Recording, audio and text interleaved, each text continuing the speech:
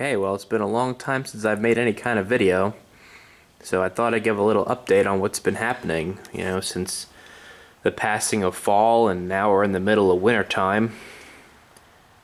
Just show you what I've been doing. Hasn't been all that much, really. This here is a 7 kilowatt generator set. It's got a Kohler 582 engine on it. It's been sitting on this cart, half taken apart like this, for a long time now.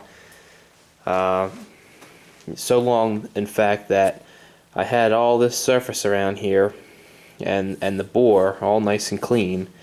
And then we had a cold snap, and then followed right by a humid day with some rain, and that all flash rusted on me, so got to clean that off again. And I don't think there's any damage to the bore, it's just light surface rust. So, but it's a shame that it had to happen.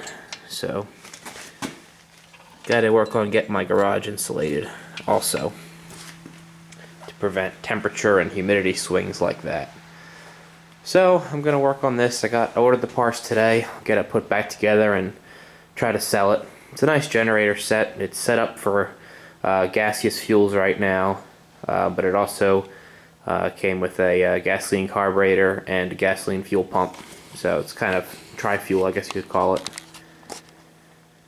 And I picked this little generator up, disassembled right now. The little Onan in the World War II era. It's a 580, a 358 ARS-1.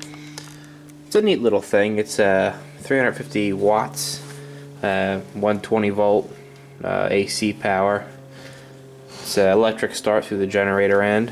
I believe it is 6 or 12 volt battery charging. 12 volt battery charger as well. So I've got it apart right now. It was in really nice shape. Unfortunately, the shroud, which is aluminum, it's actually a cast aluminum shroud, as well as the cylinder head had, the shroud had a crack in it, a hairline crack, and the cylinder head, one of the mounting bosses for the handle, the carry handle, which bolts to the cylinder head right through this bracket and the top plate here, actually broke off, so I'm not having that TIG welded up right now. But I bought this because it's pretty well complete. It's a nice original generator set. It's small. It's got the carburetor on these are usually broken off if you find them, just because they have this little tube intake that hangs down. It's very, very thin pot metal up here on the intake, and they always break. So this one's intact. It's a bit loose. A little lock nut there needs to be tightened up on the intake, but it's nice that it's all complete in nice shape. So fuel tank for the data plate, or I should say operating instructions plate, off the front of the shroud, and that carry handle right here. So waiting for that to get put back together.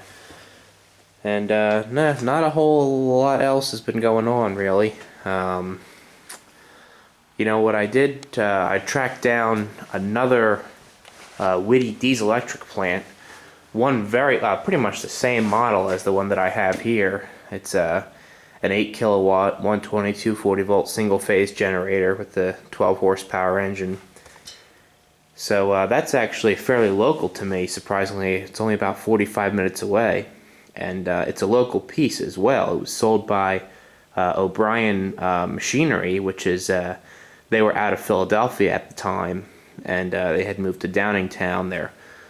They've been out of business, for 25 years now, but neat that it's a local, piece that's always been in the area.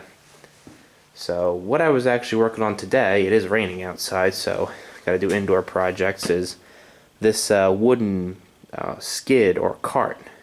It is for a rather rare and unique Onan Generator set that I picked up recently. So haven't really, I'll show you the generator set in a minute.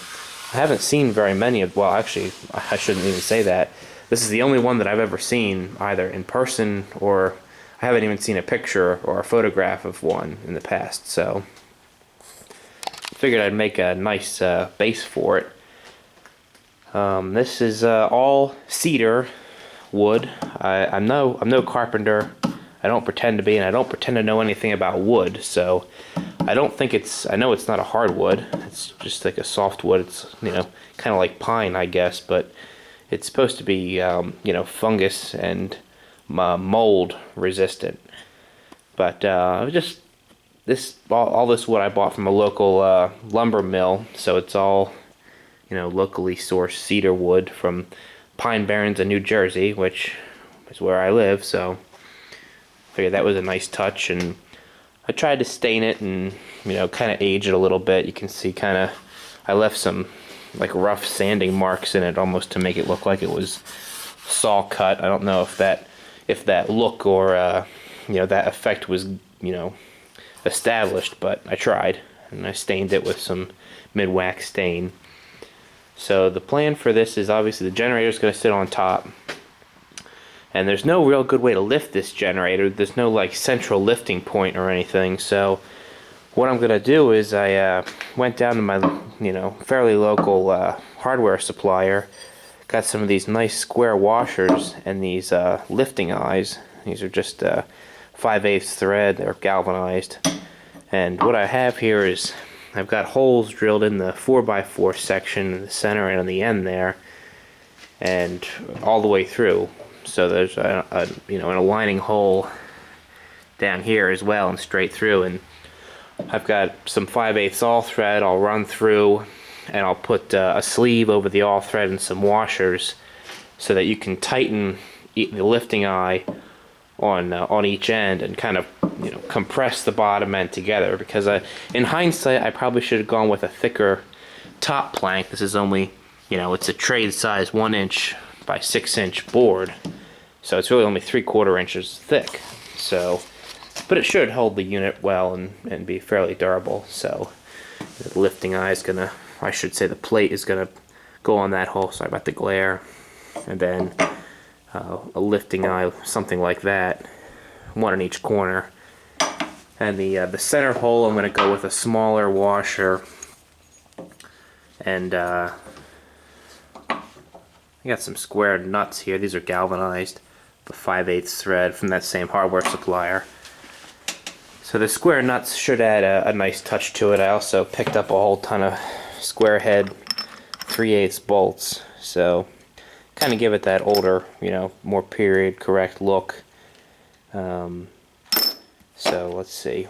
I think that's about it for this. I think I'm going to give another coat of stain on this, and then give it a couple clear coats of varnish to try to protect the wood a little bit better. Oh yeah, one last thing I'm going to do with this is I bought some 3" wide, 1/8" thick, you know, sheet steel.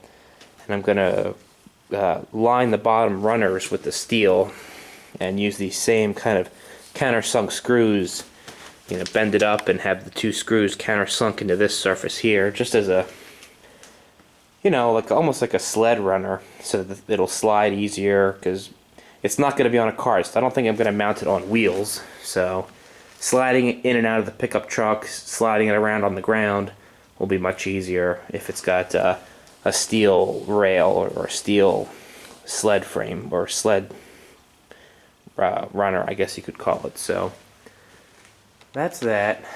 Let me go outside and I'll show you the generator that's going to be mounted on here.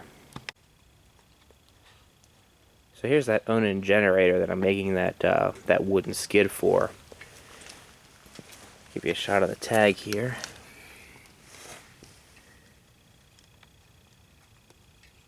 So it's 1,000 watts, 110 volt AC power.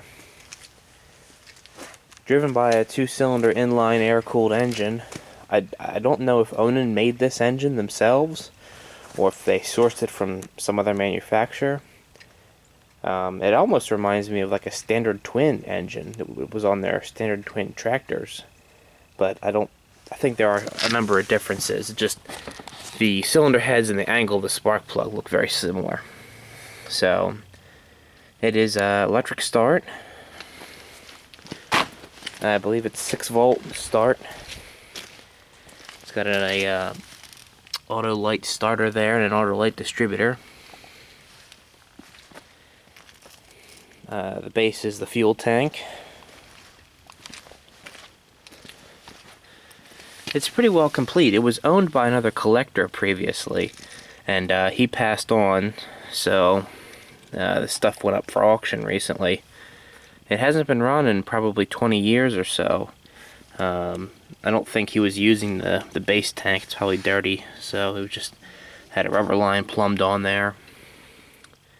Obviously the spark plugs have been replaced. But this is a neat unit. It's got let me see if I can open the box here. A couple critters have been trying to get in here. It's got the remote start controls and everything here. There's a start and a stop button on the outside is what it looks like. You got an automatic and a manual selector switch here. Probably a line output fuse. Little receptacle here, which has been disconnected for some reason. Those look like your remote start terminals there, 1, 2, and 3. Probably a start and a stop. So, like I said, I've never seen one of these, Onan sets anywhere, really. Not in person, not in any old advertising, not on anywhere on the internet, really. It's kind of hard to search for old generator set information like this. You know, there's a lot of the common stuff like the Delcos and I don't even know the other manufacturers that are out there. I don't want to force that.